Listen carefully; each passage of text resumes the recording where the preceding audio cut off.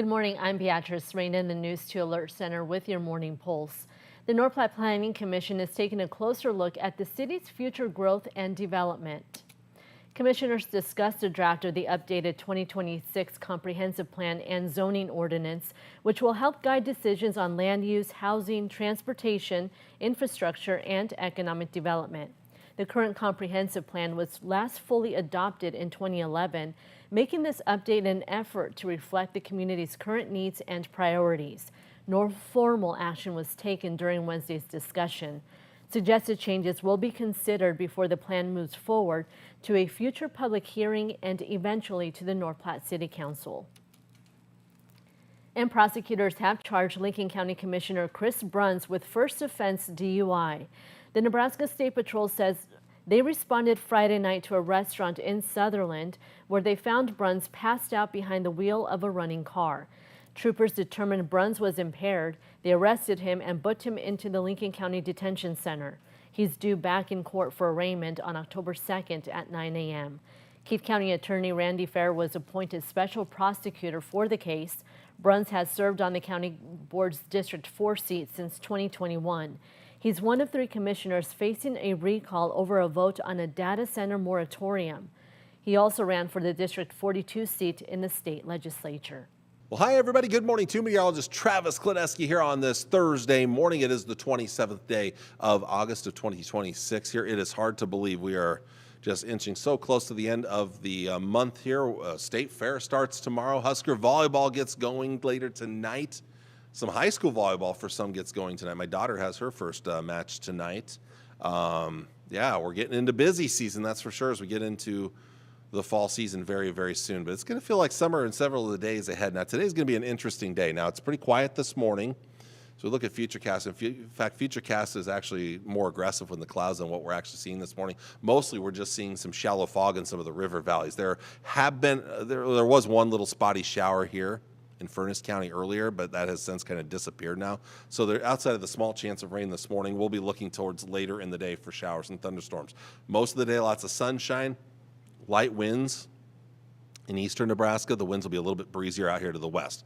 And here's kind of the convergence zone right here with those winds. Now, this right here is very conditional.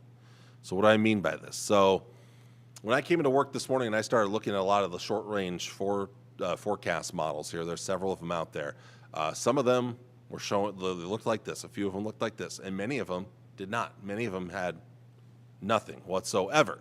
Well, that makes it very difficult to forecast because you may have storms, you may not. We've seen this a lot recently where we have forecasted storms, nothing happens, but we've also seen it recently a lot where we don't forecast storms and we've gotten storms. So it's kind of another one of those deals where we could forecast for storms and nothing happens out there. But this model is one of the more aggressive models. This is our in-house forecast model. Let's play this through the evening hours because we are going to have that chance of some strong to severe storms during the evening hours across central Nebraska and even north central Kansas. As we get further into the night, the threat will come down for severe weather, especially by about midnight. And then we're just mainly looking at just a small chance of a lingering shower or isolated thunderstorm to start off our Friday morning. Most of your Friday is going to be dry. The winds are going to be a little stronger. It's going to be a breezy day with those south-southeast winds picking up. We could see some gusts exceeding 30 miles per hour. Late in the day, once again, isolated thunderstorms trying to fire up. I think the severe threat is lower, but it's not zero, and the chances are highest in northern portions of Nebraska. Later in the night, the severe threat comes down again, but a couple of lingering showers and weak thunderstorms to begin our Saturday. The other big story heading into the weekend, heat beginning to build in tomorrow for many out west and for the rest of us on Saturday and Sunday before we cool down a little bit early next week. But again, we're in this midst of more small chances of rain and thunderstorms as you're going to see in the 7-day forecast pretty much every single day or night. All right, let's take a look at the severe weather threat.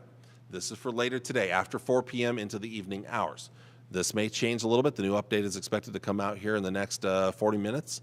But as of right now, this is what the Storm Prediction Center has, and that is a slight risk of severe storms from South Dakota border all the way down in northern Kansas, from about Highway 61 out here to the west to about Highway 183 to the east. This is the area with the highest chance of severe storms, with a lower chance in the green shaded area. So eastern Nebraska probably not going to get any kind of a severe threat out of this here.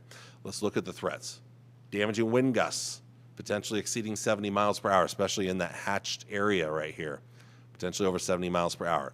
Big hail, going to be a big threat out there as well. We could see golf ball size hail or larger right in here. So that's another threat. Tornado threat? Nah, not really there. I don't think we have much of a tornado threat with these storms. Looking ahead to tomorrow, I mentioned now it's a smaller chance of severe weather, but if we do see something, there is a chance out there, and I think the chances are highest closer to the Nebraska-South Dakota border, maybe as far south as Interstate 80, north central Nebraska, and northeast Nebraska included in that marginal risk of severe storms. Here's how things look regionally, and again, our area is kind of the target.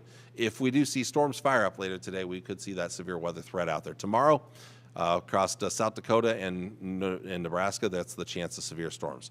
The chance shifts north on Saturday, so most of us just have a low-end chance of weaker thunder showers towards the end of the day Saturday and into Saturday night. We probably won't see much severe weather this weekend, but we will see plenty of heat ahead, as you're going to see in just a bit. High temperatures today, mid to upper 80s and a few low 90s here towards the west and southwest. Tonight, we'll dip back into the low to mid 60s, a little bit milder than this morning for most of us here, so not quite as cool as this morning. And then we start to see some of that heat building in on Friday out west. Highs up into the low and mid 90s, might even sneak in a couple of upper 90s. The rest of us farther east, mid to upper 80s for afternoon highs, already above average there. Lows, much warmer, mid to upper 60s and low to mid 70s for Friday night into Saturday morning. We've got warm overnight lows, hot days ahead this weekend. Saturday highs up into the 90s, and some triple digits will be possible over southwest Nebraska into northwest Kansas. So it will be a hot one on Saturday. There will be some air movement, at least with some wind out there. Saturday night into Sunday morning, back into the 60s and 70s for lows. It's going to be a very mild night, especially in eastern and southeast Nebraska. Sunday, still a day back up into the 90s, upper 90s in the south. We'll trend cooler beyond Sunday for a couple of days, but Sunday is going to be kind of another one of those hot days out there, and the winds, a slight breeze out there. Let's look at the 7-day forecast. Here's the first 3 days of that here, and again, the Tri-Cities area, a slight chance of thunderstorms tonight, tomorrow night, Friday night. You get the picture. These small chances, nothing guaranteed, but at the same time can't guarantee dry. After highs in the mid to upper 80s the next 2 days, we're talking mid 90s on Saturday and Sunday. We're back down into the 80s on Monday and Tuesday. We continue to see the slight chances of rain and thunderstorms. Wednesday, temperatures trying to warm back up to about 90 there. We're going to see a couple of days of a little more heat there Wednesday, Thursday, and maybe Friday of next week. And then maybe a trend towards a cool down Labor Day weekend. It's a little up in the air still. We'll talk about that in just a bit here. Let's take a look at the long-range forecast from the North Platte area here. And again, 30% chance of thunderstorms late this afternoon and into this evening. Severe weather certainly possible. Slight chances will continue through the weekend and next week. Heat building in upper 80s today, then it's mid 90s tomorrow, upper 90s on Saturday, so we could make a run for 100 there, mid 90s on Sunday, back to the 80s Monday and Tuesday, and then we jump back up into the low 90s on Wednesday.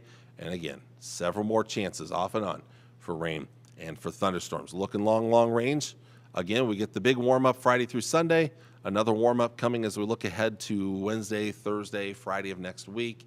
Temperatures begin to trend downward towards next Saturday, but how much is still a bit of a question.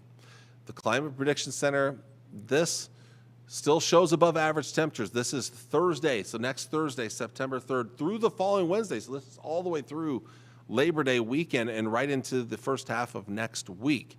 They still have us in the above average category, which by this point, average highs are going to be down in the low to mid 80s, so we're likely that we'll be above this. I actually agree with this here. We do have a strong cold front sometime Labor Day weekend or early the following week that's going to dive southward through our area. The timing of that is going to be critical to how much cooler air comes in. But notice that we settle into what's going to be what's known as southwesterly flow. That means our jet stream starts to look more like this. That is completely the opposite of what we've had for the last several weeks. The last several weeks has been the opposite of that, where we've been in northwest flow. And all the heat has been over the desert southwest, and the storms that we've been seeing almost every single day have been coming in from that direction there. So this kind of switches things around here, and maybe our storms may come more from the southwest. This also can sometimes lead to better chances of severe weather, but again, that's still up in the air, so we'll see how things play out with that. But we do still look at chances of moisture in our forecast. The Climate Prediction Center does think we'll be near to above average precipitation-wise through early February, so that And it's good news for those that need it, especially in the panhandle that need it the most. That is some good news. All right, so let's take a look at some of the long-range models here, and we'll start with the European model. When it comes to these precipitation models, I'm not going to spend a lot of time on them. There's really no point because they have been really tough day to day. That said, the European model has probably been doing the best. So you see it almost daily, chances of rain and thunderstorms, chances better at night than during the day. We're going to keep those chances going right through next week. Let's take a look at, with the European model, you can kind of see it here. That cold front is still to the northwest by Sunday morning of Labor Day weekend, which means the cool air has not come through yet. Here's the GFS. Again, most of our storms have been coming in from the northwest, but next week they shift more out of the southwest as we get into that southwesterly flow. But again, daily chances of rain and thunderstorms down the road here. Finally, and I'm really short on time here, so I'm going to have to just rush through this real quick here. I've only got a few seconds left here. So again, you can see that we're going to have plenty of warmth ahead, and the European model doesn't hint at any of the cooler air until after Sunday. It's off to our northwest. The GFS hints at it as well, but maybe not until the end of Labor Day weekend now, or maybe even early the following week. So that is where we shape up with that. But we'll update that for your Friday morning. But until then, I hope you have a good rest of your Thursday, and I will talk to you all later. Bye.